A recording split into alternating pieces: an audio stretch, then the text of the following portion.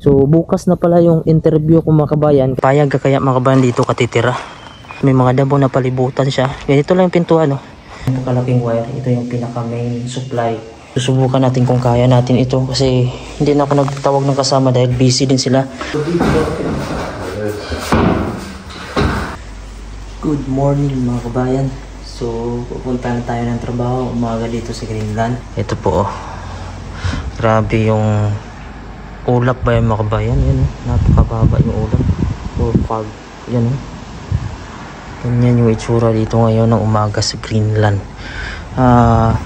Medyo dumidilim na siya mga kabayan. Ganito umaga. Dati kahit alas 12 mga kabayan ng gabi ay napakaliwanag. Pero ngayon unti-unti nang dumidilim.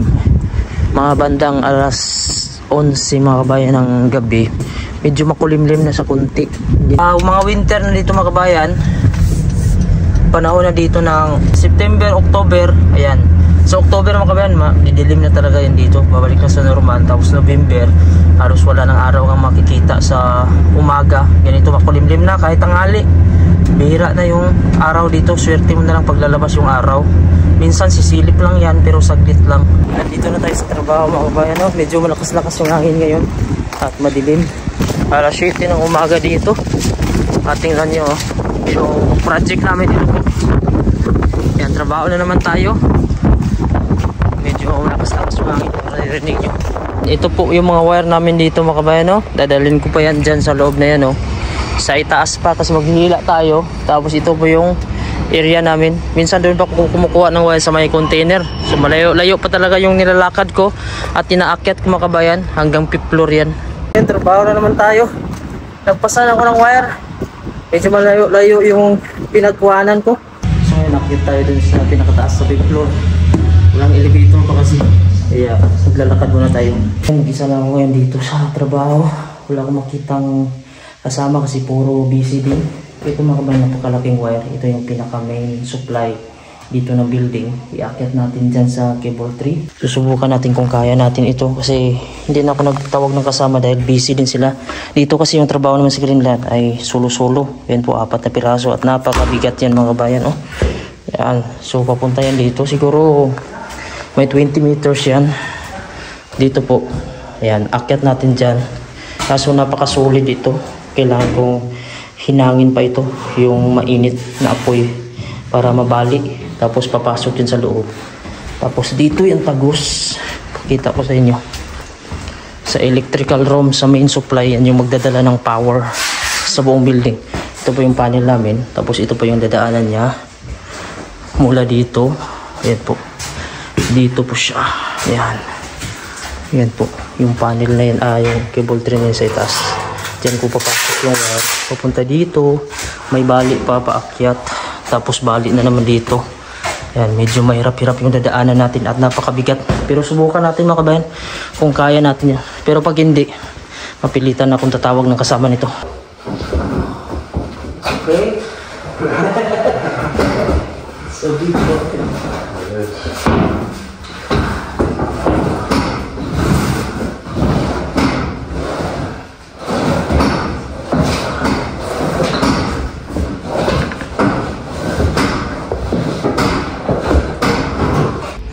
Ayan mga kabayan, ito muna yung natapos natin ngayon. Pero nandito na mga kabayan yung mga wire. Yung pinakamalaking wire mga kabayan, ayan po yung puti. Medyo may kabigatan lang talaga. Tapos ito may mga maliliit na wire.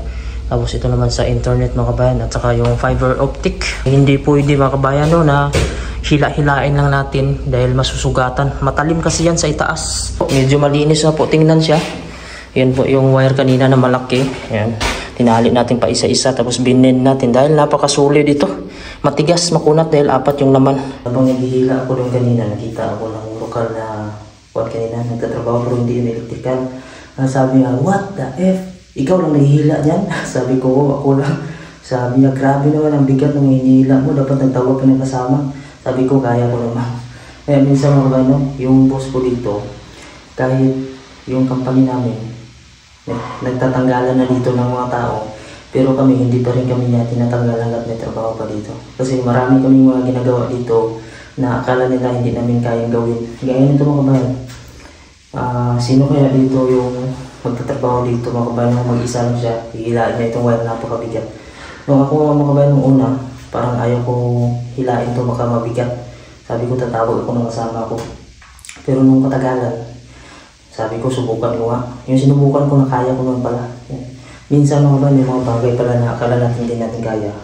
Pero kaya pala natin pag subukan natin, doon natin malalaman. Kasi pag hindi natin kaya mga kabayan, huwag natin pilitin. Kasi ito, napakadelikado dito. May mga sugat-sugat pa dyan mga kabayan kasi makalig itong mga cable tree nito. Ipakita ko sa inyo yung itaas nitong cable tree. Ayan po mga kabayan, no?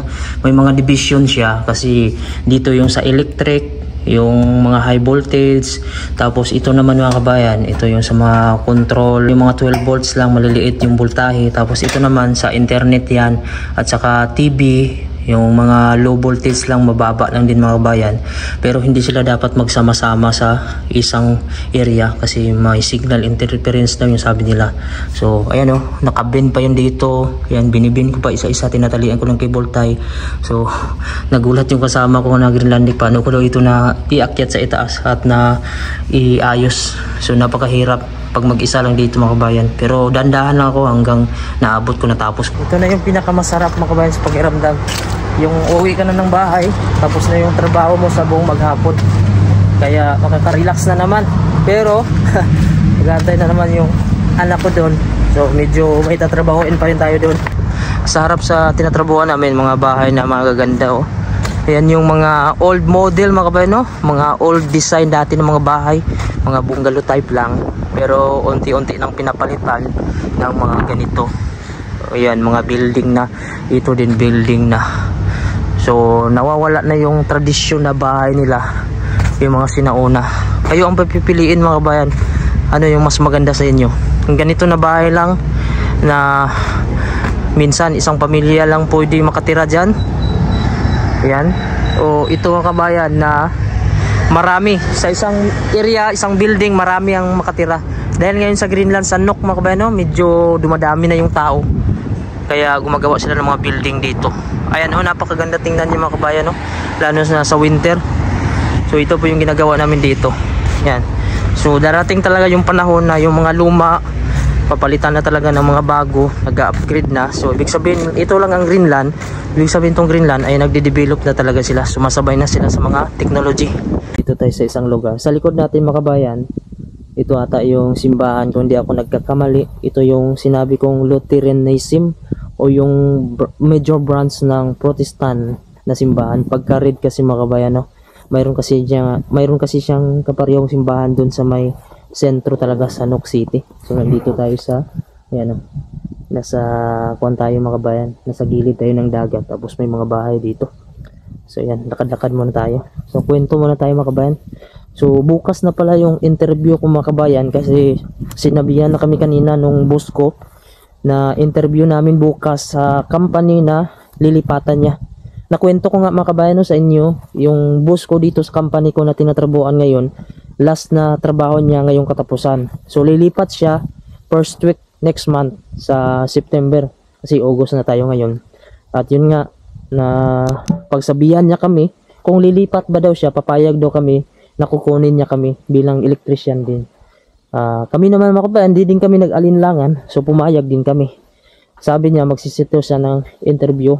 Ang mag-interview sa amin yung company na lilipatan namin bukas.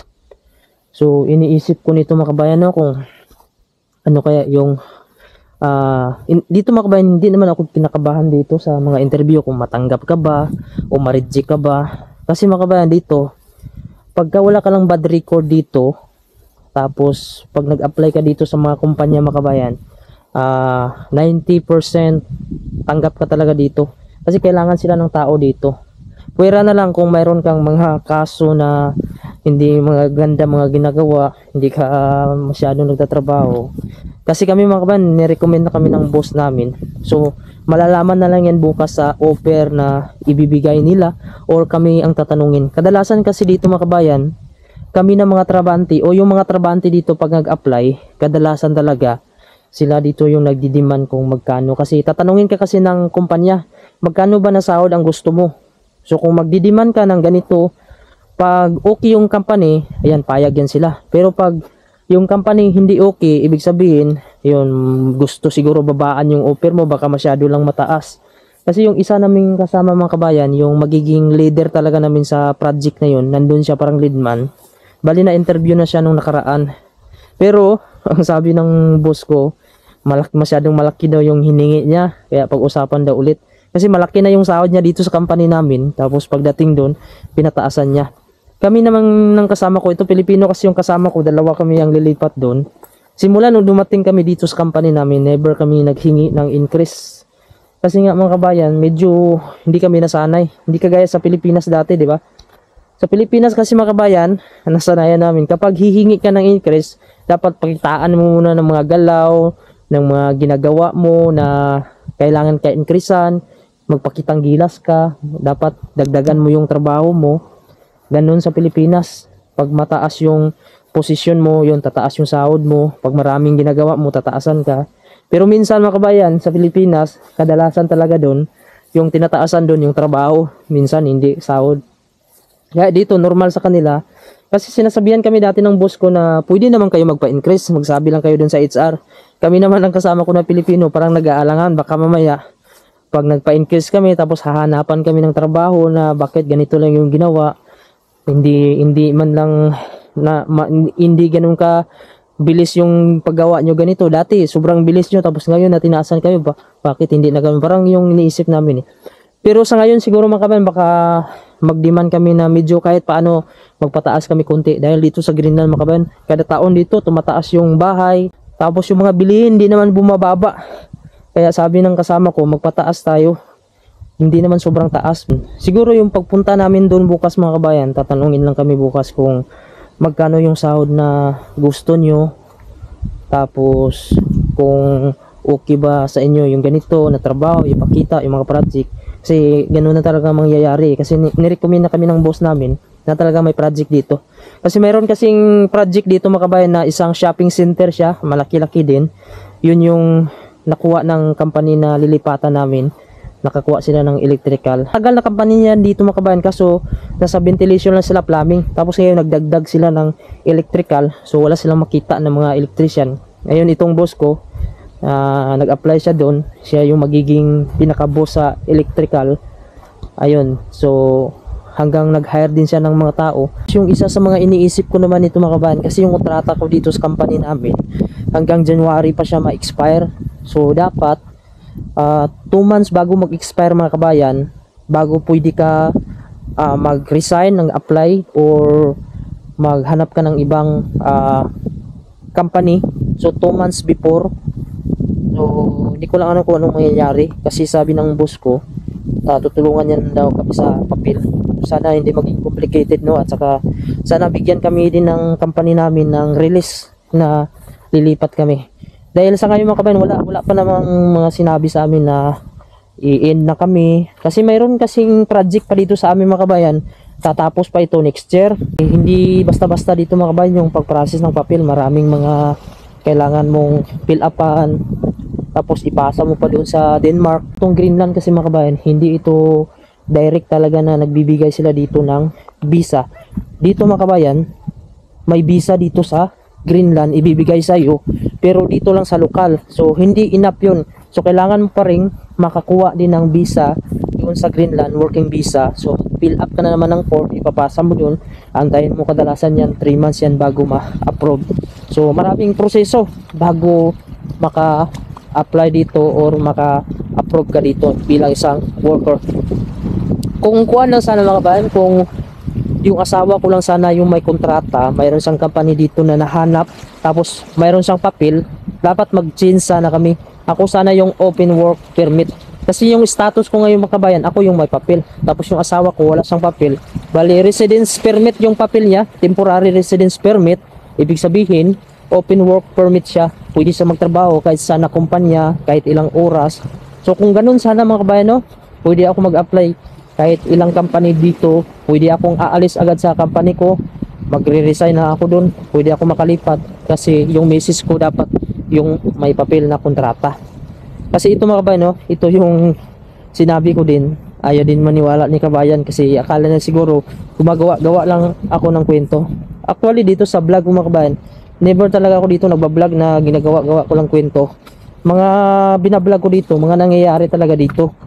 Tapos mga kabayan, hindi kasi ako yung tao na ay kukunan ko to ng video yung boss ko, kasama kami sa video para yung tao maniwala. Ako mga kabayan, hindi ako gumagawa ng video na yung tao na kailangan ng privacy. Yung boss ko mga kabayan, wala namang problema sa kanya yung video, pero minsan maiilang din ako ba, kasi pag ma-feel ko kasi na parang serious na tao, hindi mo naman kailangang i-video yan, kasi yung iba kasi ayaw nila na sa social media. Kaya ako nag-iingat ako sa mga video-video na may mga kasama. Nakita niyo mga kabayan, kadalasan ako lang talaga yung nagbibideo, maglakad dito. Minsan lang ako may kasama, bira na nga ako magkaroon ng kasamang Pilipino dito na sa video ko, kasi nahihiya ako sa kanila at nahihiya din ako mag-vlog mga kabayan kapag may kasama ako, pag hindi ako komportable. Kaya madalas ako lang talaga yung nagbablog. Tapos isa pa mga kabayan, ito nga kasama ko ito dati sa company, yung nakwento ko nga nung nakaraan na inopera niya ako ng sahod. Malaki yung sahod na inopera niya sa akin mga kabayan, siguro halos na sa times 2 sa salary ko ngayon, dahil gusto niya talaga akong kunin. Tapos tumawag lang ito sa akin, pero hindi pa ako naka-reply sa kanya. Sabi ko sa kanya, isipan ko lang sir, kasi meron pa akong kontrata dito sa company ko hanggang January. Tapos sabi niya, isipin mo mabuti kasi kailangan kita. Ayun nga, diniscuss niya sa akin yung mga bonus. Kapag mayroon ako makatapos ng mga project, may mga bonus. Mayroon siyang i-issue sa akin na sasakyan. Tapos hanapan niya ako ng bahay. So maganda yung kanya mga kabayan. Maganda talaga yung in-offer niya. At nakita ko kasi yung company niya, may Facebook page kasi ito. Tapos makita ko na yung mga project niya, nag-i-improve talaga. Marami siyang nakuha. Dati, 2 lang sila ng kapatid niya. Tapos may isang electrician siya nakasama. Hanggang ngayon, 7. Pumadagdag pa daw siya ng 2 kasi napaka-busy daw nila. So yun na, dinirect to the point ko na lang siya kasi para hindi na din siya aasa ba. Kasi baka mamaya nag-aantay siya sa akin na ma-expire yung kontrata ko dito sa company namin. Tapos lilipat ako sa kanya. Sinabi ko na lang sa kanya na lilipat ako dun sa boss ko ngayon. Kasi magkakilala din sila dati mga kabayan. Halos magkasabayan din yan sila dati sa office nitong boss ko at itong kukuha sa akin. So ganyan mga kabayan, no? Kapag kuhan ka lang sa trabaho mo, matyaga ka lang, kahit hindi ka naman magaling sa trabaho, ang importante kasi mga kabayan, yung marunong ka makisama. Tapos yung trabaho, syempre kung hindi mo alam, magtanong ka. Tapos gawin mo din yung trabaho. Hindi na okay ka na sa ganito, okay na yung trabaho ko. Tapos importante kasi dito yung coordination. Halos lahat dito makikita kung nagtatrabaho. Pag nandun na sa site, hindi ako nakita doon na panay lang cellphone, nakaupo. Kung hindi man sila magtrabaho, mag-absent yung mga kabayan. Pero doon sa trabaho mga kabayan, kahit mabagal, magtatrabaho yan sila. Kaya mga kabayan, nung dati na narinig ko mga kabayan, matagal na yung company ko na palubog na nga. So nagpo-problema talaga ako noon. Iniisip ko kung saan kaya ako lilipat nito, no? Saan company? Nagsi-search na ako doon kasi may mga electrical company na kasi dito. So sa ngayon mga kabayan, no? So may nag-offer sa akin at saka yung boss ko din sabi na din sa akin, pero doon ako sa boss ko kasi nakasabi na ako sa kanya eh. Ayaw ko naman kasi mga kabayan na masira pa yung pangalan natin kasi nagsabi na ako sa boss ko na lilipat ako sa kanya. Tapos ngayon inupiran tayo ng malaki. So parang wala tayong isang salita niyan. Blessing kasi mga kabayan yung ganun, yung may mga trabaho na darating sa'yo.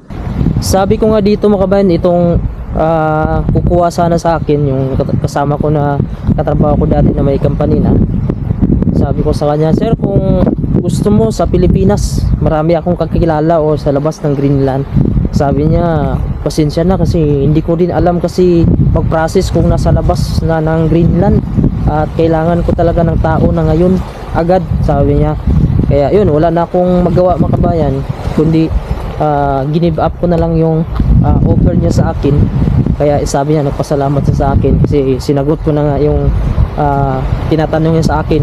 Kasi pag-isipan ko daw nagkukuhan kasi ako mga kabayan na parang nahihiya ako ba, parang ayaw kong ma-open siya kasi sasabihan ko siya na kukunin ako ni Glenn. Ayan, so ayaw ko siyang ma-open, kaya hinayaan ko na nun, hindi ako nag-reply kasi ang sinabi ko lang sa kanya kasi na may kontrata pa ako dito sa company. So hindi niya talaga ako tinigilan, kaya sinabi ko na lang na kunin ako ni Glenn. Ayan, payag ka kaya mga kabayan dito katitira. Tingnan nyo yung klase ng bahay na to. Kahoy lang sa itaas, tapos may mga bato pa ikot, tapos may mga damo na palibutan siya. Ganito lang yung pintuan, no? Yung sukat siguro nito ay 3x4, tapos nakaglass pa siya. Yan, so nasa gilid na ito mga kabayan.